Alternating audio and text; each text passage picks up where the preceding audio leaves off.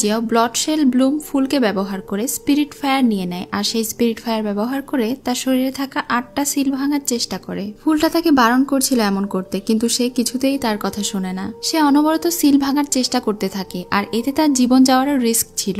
Leão আর তার সাপ বন্ধু বাইরে গিয়ে দেখতে পায় আকাশ চকচক করছে, মানে চারিদিকে সিল চকচক করছে। এটা দেখে সে অবাক হয়ে সাপকে জিজ্ঞাসা করে, এটাই কি সেই ব্যারিয়ার যার মধ্যে মাস্টার বন্দী হয়ে আছে? সাপ যখন হ্যাঁ বলে তখন বলে, তার মানে মাস্টার এখানে বন্দী হয়ে আছে সে আসলে কোনো ডিমন নয়, সে আসলে একটা মাঙ্কি কিং। যদিও সাপ এটা বুঝতে পারে না, কিন্তু আমরা তো বুঝতে পেরেছি যে সে আসলে তাকে হিরো বলেছে। সে এখন ওই সাপের সাথে তার মাস্টারের সঙ্গে দেখা করতে যাচ্ছিল। এদিকে সীমা জিয়াও ব্যারিয়ার ভাঙতে না পেরে তার মুখ থেকে অনেক রক্ত বের হয় আর সে ভীষণ দুর্বল হয়ে পড়ে। এই জন্য সে নিজেকে হিল করতে গরম পানির পুকুরে বসেছিল। সেখানে তার বুকে 7টা সিল জলজল করছিল, মানে সে অনেক আহত হয়েছিল। লিয়াওকে সেই সাপ বন্ধু গ্র্যান্ডমাস্টারের কাছে রেখে চলে যায়। এখন সে যখন গ্র্যান্ডমাস্টারের কাছে সেই পুকুরে যায় তখনই পা পিছলে পুকুরের পানিতে পড়ে যায়। যখন সে সীমার বুকে থাকা সেই সিলগুলোর ক্ষত দেখে তখন মনে মনে ভাবতে থাকে, তার মানে সে এত বছর ধরে এই সিলগুলোর কষ্ট বয়ে বেরিয়েছে। তাকে এখানে দেখে সীমা জিয়াও সন্দেহ করে আর তার উপরে ট্রুথ স্পেল ব্যবহার করে তাকে জিজ্ঞাসা করে, তুমি এখানে কেন এসেছো? লিয়াও তাকে বলে, আসলে আমি ভাবছিলাম আপনার হয়তো মন খারাপ, এজন্য আপনার মন যেন ভালো হয় সেজন্য আমি এসেছিলাম আপনাকে একটু খুশি করতে। তখন সে বলে, তুমি আমাকে কিভাবে খুশি করবে? লিয়াও তখন তাকে একটা ছাদে নিয়ে চলে যায়। সেখানে সে তার স্পিরিচুয়াল পাওয়ার দিয়ে তুষারপাত করে আর তাকে বলে, আপনি আমাকে যে স্পিরিচুয়াল পাওয়ার দিয়েছিলেন সেটা ব্যবহার করে আমি এটা করেছি। খুব সুন্দর আর ঠান্ডা, তাই না? আমি ভেবেছিলাম এটা করলে হয়তো আপনি খুশি হবেন। সীমা জিয়াও তখন অবাক হয়ে বলে, তুমি আমাকে খুশি করার জন্য তোমার পাওয়ার ব্যবহার করেছো? তখন সে বলে, হ্যাঁ, এটা যদি আপনাকে খুশি করতে পারে তাহলে কেন নয়। সীমা শুধু তার দিকেই তাকিয়েছিল আর মনে মনে ভাবছিল এই ছোট্ট একটা জিনিস আমাকে কিভাবে খুশি করতে পারে। কিন্তু লিয়াও তো এই পরিবেশটা খুবই এনজয় করছিল আর তাকে বলছিল, এত সুন্দর একটা আবহাওয়ায় আপনার হ্যান্ডসাম মুখ এমন করে রাখবেন না, একটু তো হাসুন। সীমা শুধু চুপচাপ তার দিকে তাকিয়েছিল। এখন সে এই তুষারপাত এনজয় করতে করতে ছাদ থেকে পড়ে যায়, কিন্তু সীমা তাকে ধরে না। সে উড়ে নিচে নামে আর তাকে বলে, তুমি তোমার পাওয়ারের সাহায্যে এর থেকে বেশি কিছু করতে পারবে। এটা বলে সে ওখানে থেকে চলে যায়। পরদিন সীমা জিয়াও তার রুমে বসে বসে কিছু একটা বলছিল আর নতুন চাঁদের আগমনের ব্যাপারে বলছিল। বাইরে থেকে 4 সিজন প্যালেসের 2টা মেয়ে এটা শুনে ফেলে। তারা এই বিষয়ে তাদের মাস্টারকে জানাতে চায়, কারণ তারা এখন সীমা জিয়ার দুর্বলতা সম্পর্কে জেনে গিয়েছে। কিন্তু তারা আরেকটা প্ল্যান করে। তারা আসলে এক ঢিলে 2টা পাখি মারতে চাইছিল। সীমা জিয়ার আশেপাশে যে মেয়ে ঘুরঘুর করছে অর্থাৎ লিয়াও, সে যদি সীমা জিয়ার সাথে এভাবেই থাকে তাহলে তার কাল্টিভেশন অনেক বেশি হয়ে যাবে। এজন্য তারা প্ল্যান করে তাকেও মেরে ফেলার ব্যবস্থা করে। প্রথমে তারা একটা মেয়েকে দিয়ে সিনিয়রকে রাগান্বিত করে যেন সে গিয়ে লিয়াওকে মেরে ফেলে। সেই সিনিয়র গিয়ে লিয়াওয়ের সঙ্গে রাগারাগি করে আর তাকে নিয়ে গিয়ে শাস্তি দিতে শুরু করে। তারা তাকে অনেক ঘৃণা করতো আর বারবার বলছিল, তোমার সাহস কিভাবে হলো সীমা জিয়ার আশেপাশে যাওয়ার? তোমার তো সেই যোগ্যতাও নেই, এখন আমি তোমাকে মেরে ফেলবো। এটা বলে তারা তাকে শাস্তি দিতে শুরু করে। এদিকে সেই সাপ গিয়ে সীমা জিয়াওকে সব ব্যাপারে বলে আর তাকে বাঁচাতে বলে। কিন্তু সীমা জিয়াও বলে সে বেঁচে থাকলেই হবে, তাকে কতটা আঘাত দিল সেটা দেখে আমার কোনো লাভ নেই। এটা বলে সে ওখানে যায়, কিন্তু সে লিয়াওকে বাঁচায় না, দূর থেকে সবকিছু দেখতে থাকে। সেই মেয়েগুলো লিয়াওকে অনেক বেশি আঘাত করছিল। লিয়াও চাইলেও নিজেকে বাঁচাতে পারছিল না। এসব কিছু দেখে সীমার মনে পড়ে কিভাবে লিয়াও তাকে সবসময় খুশি রাখার চেষ্টা করেছে। এজন্য সীমার তার প্রতি একটু মায়া হয়। এবার সে আর তাকে কষ্ট পেতে দেয় না। সে ওই মেয়েগুলোকে এই কাজের জন্য থ্রেট দেয় আর লিয়াওকে নিচে নিয়ে এসে রাখে। গ্র্যান্ডমাস্টারকে দেখে সেই মেয়েগুলো অনেক ভয় পেয়ে যায় আর ক্ষমা চাইতে শুরু করে। এখন সে ওই সিনিয়রের উপরে ট্রুথ স্পেল ব্যবহার করে তাকে জিজ্ঞাসা করে, তুমি এই প্যালেসে কেন এসেছো? তখন সে বলতে শুরু করে, আমি এখানে এসেছি আপনাকে ইমপ্রেস করার জন্য। যদি একবার আমি আপনার স্ত্রী হতে পারি এবং আপনার সন্তান গর্ভে ধারণ করতে পারি তাহলে আমি স্টার প্যালেসের মধ্যে সবচেয়ে বেশি পাওয়ারফুল হয়ে যাব আর আমি হব সর্বোচ্চ সম্মানিত এবং স্টার প্যালেসে আমি হব রানী। এবার সে পাশে থাকা মেয়েটির উপর ট্রুথ স্পেল ব্যবহার করে তাকেও একই প্রশ্ন জিজ্ঞাসা করে। তখন সেই মেয়েটি বলে, আমি আমার এই সিনিয়রকে ঘৃণা করি, এজন্য সে যেই উদ্দেশ্যে এসেছে আমি চেয়েছিলাম তার কাছে থেকে সেই উদ্দেশ্য ছিনিয়ে নিতে, মানে সে রানী হতে চায়। এটা শুনে সীমা হাসে আর তাদেরকে বলে, তোমাদের এই উদ্দেশ্য কখনোই পূরণ হবে না, কারণ আমি যদি মারা যাই তাহলে প্যালেসে থাকা চারিদিকের ব্যারিয়ার ভেঙে যাবে আর আমার সাথে প্যালেসের সবাই মারা যাবে, কেউ বাঁচবে না।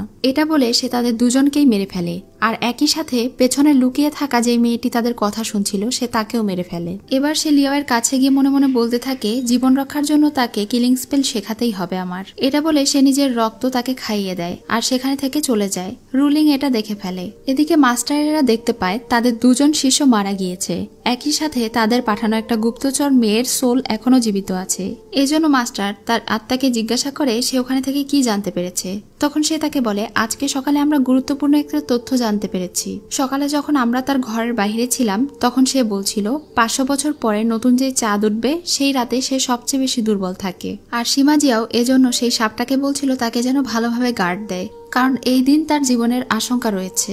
এসব কিছু শোনার পরে মাস্টার জিং হেচান বলে সে কি আসলে এতটা দুর্বল হবে, কারণ আমরা জানি যখন সে ছোট ছিল তখন তাকে সামান্য সিল করার জন্য আমাদের পূর্বপুরুষেরা তাদের সব পাওয়ার লাগিয়ে দিয়েছিল। তখন পাশে থাকা সেই মাস্টার বলে যদি সে আসলেই দুর্বল হয় সেই দিন তাহলে আমাদেরকে লক্ষ্য রাখতে হবে, তাহলে এই প্যালেসেরও স্পিরিট ভেইন দুর্বল হয়ে পড়বে। আর যদি আমরা দেখি সত্যি সত্যি সেই দুর্বল হয়ে পড়েছে এবং সেই স্পিরিট ভেইনও দুর্বল হয়ে পড়েছে তাহলে আমরা তাকে অ্যাটাক করে দেব। কিন্তু সেখানে থাকা মাস্টার তাদেরকে বলে আগামীকালকে যদি গ্র্যান্ড মাস্টার আসলেই দুর্বল হয়ে পড়ে তাহলে আমাদের সেই প্যালেসের সামনে যাওয়া উচিত এবং তাকে ভালোভাবে সুরক্ষিত করা উচিত। আগামীকালকেই সেই চাঁদ উঠবে, তাই আমাদেরকে প্রস্তুতি নিতে হবে। এদিকে রুলিং লিয়াওকে সেখানে থেকে নিয়ে এসেছিল।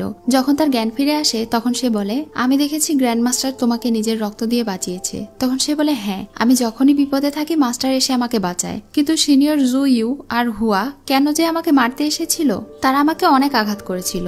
রুলিং বলে কিন্তু তোমার শরীরে তো কোনো আঘাতের চিহ্নই আমি দেখিনি, তাহলে মাস্টারের রক্ত খেয়ে তুমি ঠিক হয়ে গেছো। রুলিং এখন মনে মনে ভাবতে থাকে তার শরীর আমি চেক করে দেখেছি, তার শরীরে যে পাওয়ার আছে সেটা হলো এক্সট্রিম কোল্ড, মানে খুবই ঠান্ডা।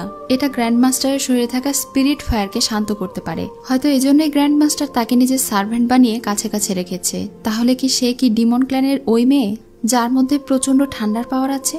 এসব কিছু ভাবতে ভাবতে সে লিয়াওকে বলে তোমার সেই সাপ বন্ধুটা কোথায়? তাকে আমি ধন্যবাদ দিতে চাই, কারণ সে আমাকে সময় মতো খবর না দিলে আমি তোমার কাছে পৌঁছাতে পারতাম না। লিয়াও এখন তাকে অনেক রিকোয়েস্ট করে বলে দেখেছো আমি বলেছিলাম না সে কত ভালো, দয়া করে তার হার্ট তাকে ফিরিয়ে দাও। এজন্য আজকে রাতে সে ওই সাপের জন্য অপেক্ষা করছিল।